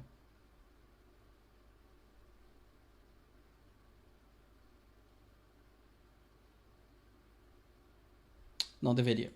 Não deveria porque a gente não resolveu o problema da exception. A gente fez a limpeza do vector, mas a gente não lidou com o problema da exception, até porque a gente não sabia nem qual era a exception que aconteceu lá. Como é que a gente faz pra isso não acontecer? O que falta a gente fazer aqui no sketch?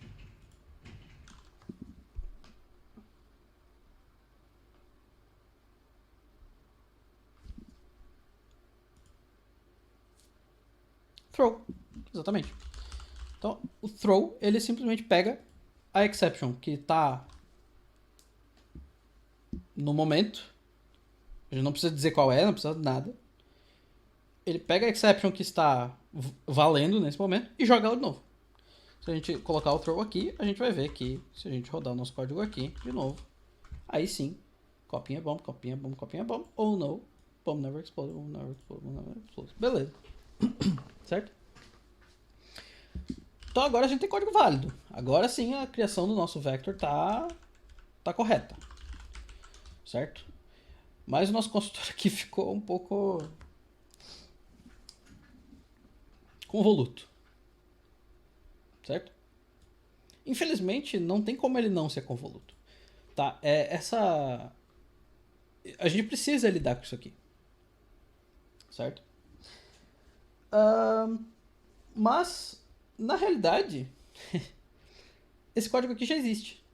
Tá? Esse código de tentar inicializar uma memória não inicializada e desfazer o que a gente fez se ocorrer algum problema, já existe. Ele está na biblioteca padrão.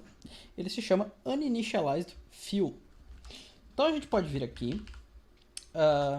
Só deixa eu conferir de onde esse código vem, para não cometer erros. Beleza, é do header memory mesmo. Então eu vou incluir o header memory, que é o mesmo de onde a gente pega o unique pointer e tal. E eu vou vir aqui nesse código aqui. Eu vou remover esse código todo. Eu vou invocar std uninitialized fill.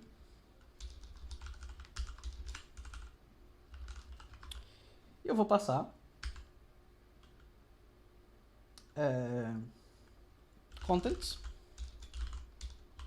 end e default value. Fazendo isso, a gente tem o mesmo comportamento, certo? E é assim que o vector é implementado. Ele depende da implementação do std uninitialized fill. Quais são os parâmetros aqui? O início do espaço que a gente quer preencher, o final, e isso aqui segue aquela convenção que a gente descreveu mais pro começo da aula, de que o final é um depois do último, certo? E, por fim, o valor default que a gente tá querendo usar para fazer essa inicialização. Beleza?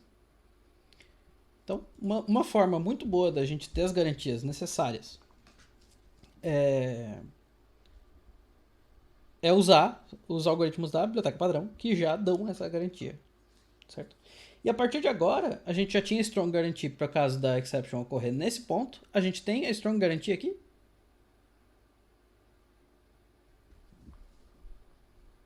Sim, a gente conseguiu dar a strong guarantee. Beleza?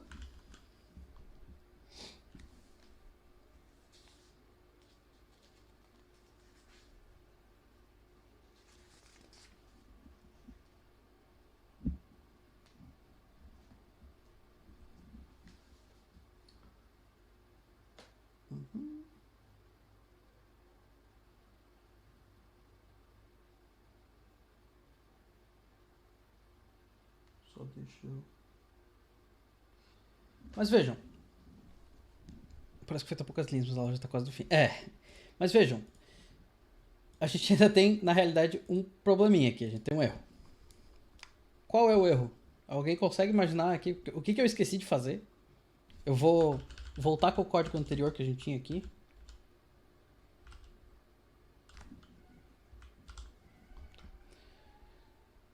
Então a gente tinha esse código aqui. E a gente trocou por esse código aqui.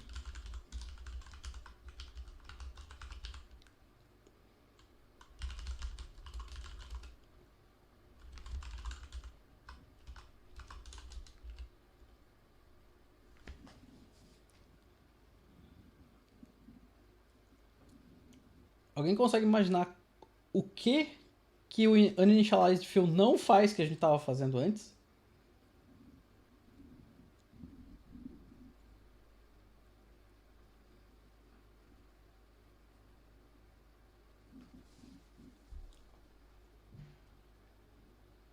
Ele não dá throw, não, ele dá o throw. Tanto ele dá o throw que o I survived aqui não rodou, né?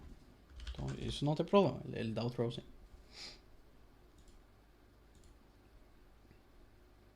Mas tem uma coisa que não faz sentido ele fazer. Que é meio que a única coisa que sobrou, né?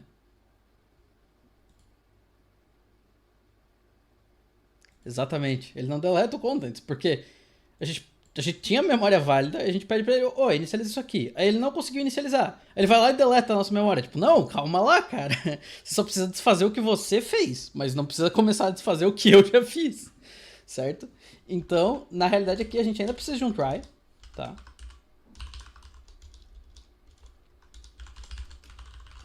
E no catch a gente ainda precisa chamar o operator delete. E ainda precisa da throw, tá? Isso é importante. Que faltou uma chave. Isso é importante, que senão a gente vai vazar essa memória. Então agora sim, agora a gente simplificou o nosso construtor até onde é possível. Certo? Tendo o nosso construtor... Nossa, deu uma desafinada.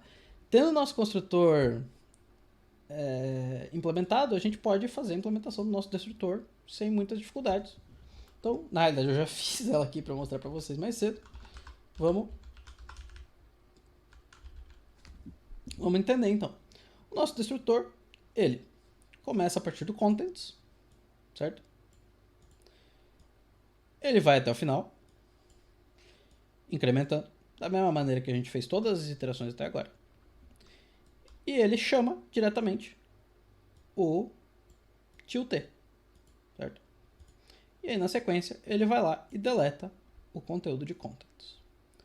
Vejam, tem uma coisa que eu vejo bastante gente fazendo, é bem comum eu ver em código mais antigo, né, código de iniciantes e tal. Existe alguma necessidade de eu, por assim dizer, limpar o conteúdo das variáveis contents end e contents end? No caso é end capacity, desculpa. Contents end e end capacity.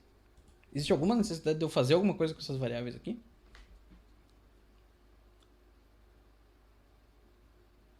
Só excluir elas. O que significa excluir elas?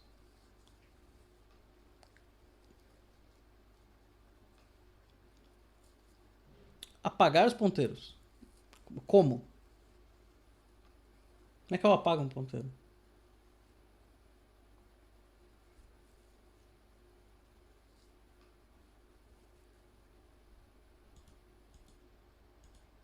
Nada, exatamente. Uma coisa que eu vejo bastante gente fazendo é isso aqui, tá? Contents igual a no pointer. End igual a no pointer. End capacity igual no pointer.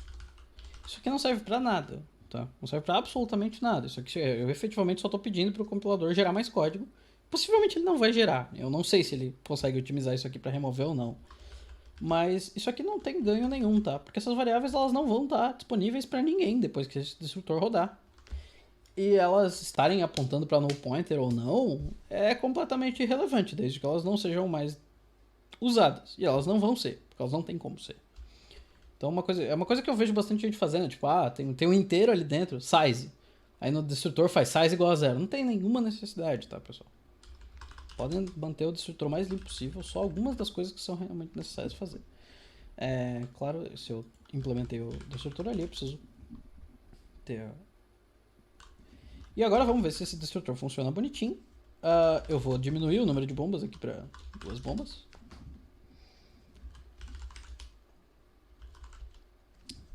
Beleza.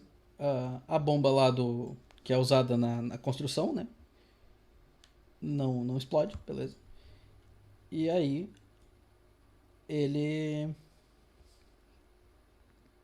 as outras bombas são destruídas corretamente. Nosso código sobrevive às explosões e tá tudo ok. Certo? Então o nosso destrutor aqui tá razoável. Eu até acho...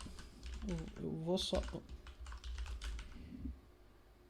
Eu até vou checar aqui.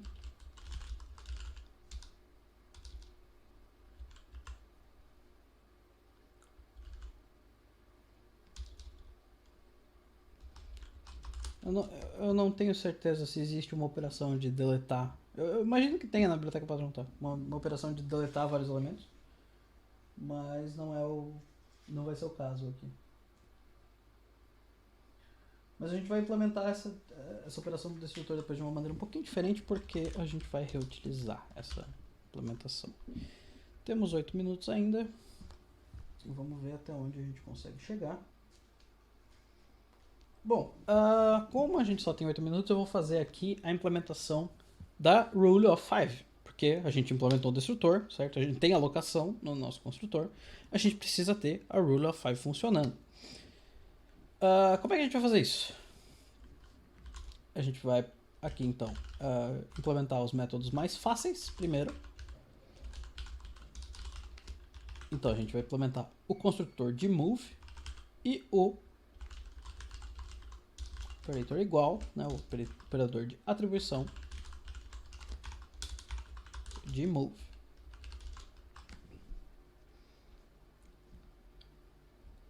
Eu acho que essas implementações elas podem ficar inline aqui, inclusive. Para não ficar tão cheio de coisa. Como é que a gente vai fazer o construtor de move?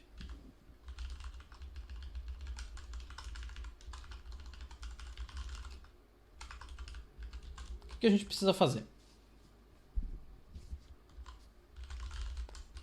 Com o que a gente inicializa o contents?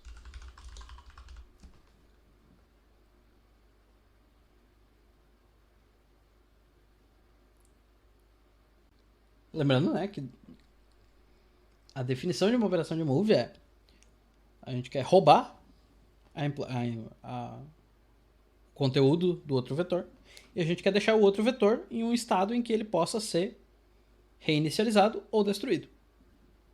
Certo? Então, o que a gente precisa pegar? O nosso contents a gente vai inicializar com o quê?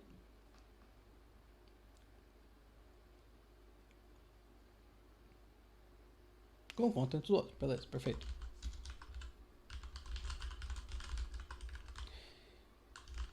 E o end e o end capacity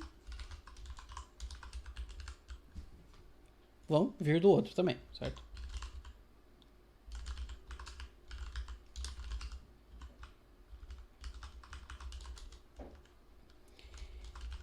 Aí agora, então beleza, a gente roubou o conteúdo do outro. Agora a gente precisa deixar o outro em um estado em que ele possa ser destruído ou reinicializado, mas que ele não vá destruir o nosso, né, o que a gente já tem aqui. Porque, veja, se eu tentar mover esse cara aqui, né, auto bombs 2 igual a stud move bombs, esse código aqui vai dar a caquinha, certo? Ele vai dar um double free, certo? Porque 2 vetores tentaram deletar. Então o que a gente precisa fazer? Vamos olhar o nosso destrutor, certo?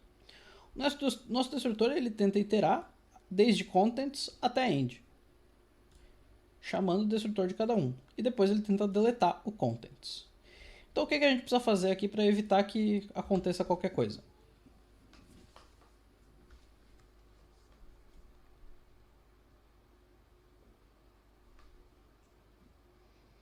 poderia apontar para o null pointer. Quem que a gente precisa apontar para o null pointer?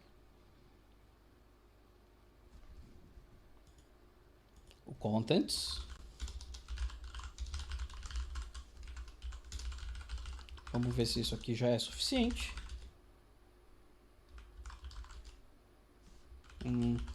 Parece que não deu certo. Tem mais alguma coisa que a gente precisa apontar para null pointer?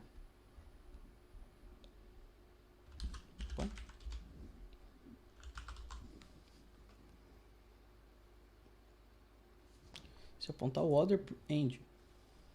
Como assim apontar o order pro end? Não entendi. Claro, o destrutor tá aqui.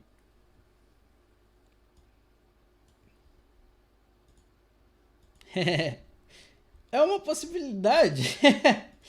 Tecnicamente não estaria errado. Não, estaria errado sim. Estaria errado. Se eu fizer order.contents igual a order.end, a gente vai evitar que esse for aqui rode, porque o content já vai ser igual ao end, então ele vai passar reto. Mas vai dar problema. Ele vai passar um ponteiro inválido para desalocação, né, para free. Porque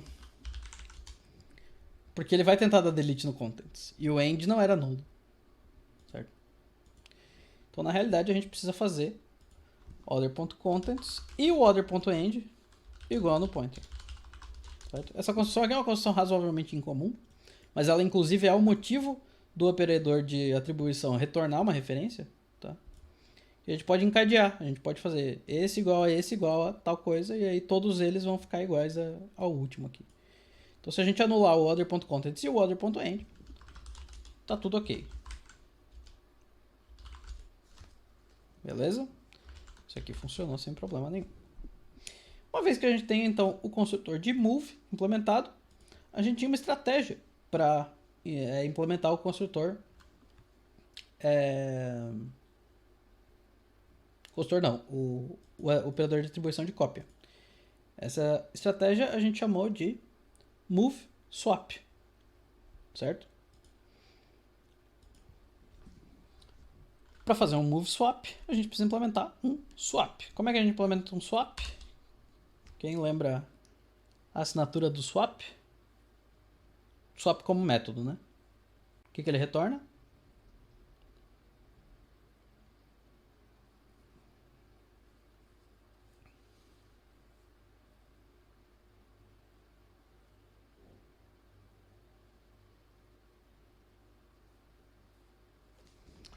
Nada, perfeito. Então ele retorna void. E aí ele toma como parâmetro um outro objeto, certo? Por referência constante ou por valor? Como?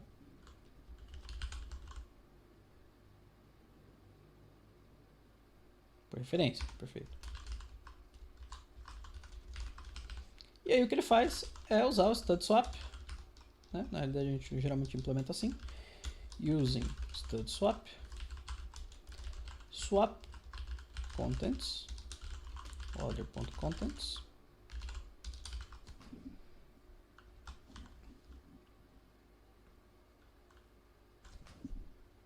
isso, referência sem const, perfeito. Swap end, order end, e swap end capacity, order.end capacity. E aí a implementação do move através do move swap fica auto aux igual a stud move other swap this, não, no caso this.swap, this swap, ou só swap. Não, acho que é, não, nesse caso aqui é melhor fazer this swap aux, certo? Então a gente rouba a implementação do order pro aux, faz o swap e aí na sequência o aux vai ser deletado, deletando assim, portanto, o que existia dentro do order, certo? Destruindo o que existia dentro do order, e o order vai ficar com nada, certo? Lá dentro. Porque ele vai ter passado por essa operação aqui.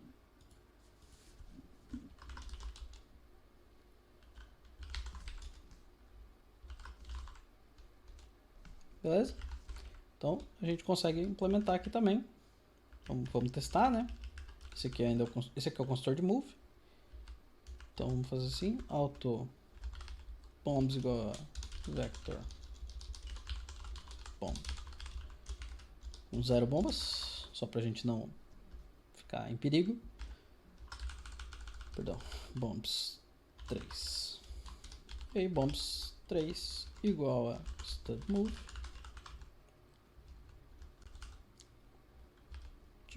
Bombs 2.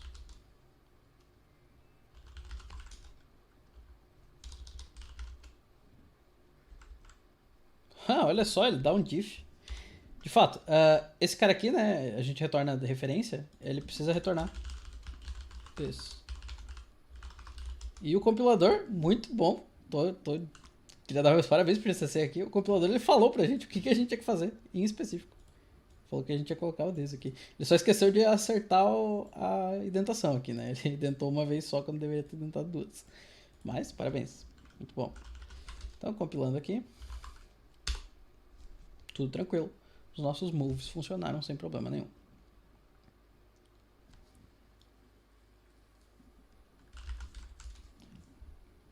Ele ainda criou uma bomba aqui porque tem o default velho. Então, teve esse probleminha aí. Mas tudo bem. Na aula seguinte, a gente vai ver algumas coisas importantes na implementação desse vector. A gente viu hoje como fazer a alocação de memória crua, a inicialização dessa memória previamente alocada, a gente viu como destruir memória sem desalocar a memória, e a gente viu como desalocar a memória crua também, certo? Com isso, a gente conseguiu criar esse vector, a gente conseguiu ver como fazer para o construtor desse vector ser completamente exception safe, certo? Dando a strong guarantee. A gente não vaza nada, a gente não deixa de chamar o destrutor de nenhum objeto, tudo funciona bem. A gente viu como implementar isso e depois a gente viu que na realidade a biblioteca padrão já nos dá essa capacidade. E aí na aula que vem, a gente vai começar a ver como a gente vai fazer a implementação da realocação. E a gente vai ver que para fazer a implementação dessa realocação, vai fazer sentido a gente separar a responsabilidade de guardar essa memória crua em uma outra classe. Certo? A gente vai separar isso do vector e a gente vai ver que isso vai facilitar muito a nossa vida para fazer a implementação dos métodos como pushback, principalmente. Na realidade, o pushback vai ser o método principal que vai fazer essa realocação. E se tudo der certo, a gente vai começar a dar uma olhada também no conceito de iterators. Tá? Que no caso do vector, o iterator é muito simples, ele é só um ponteiro. Mas a gente vai ver o que são iterators e como é que eles funcionam. No mais, por hoje é isso. Obrigado, pessoal. Alguém tem alguma dúvida? Alguma coisa que queira perguntar? Se quiser dar uma olhada ainda em alguma coisa do código para poder tirar alguma dúvida específica.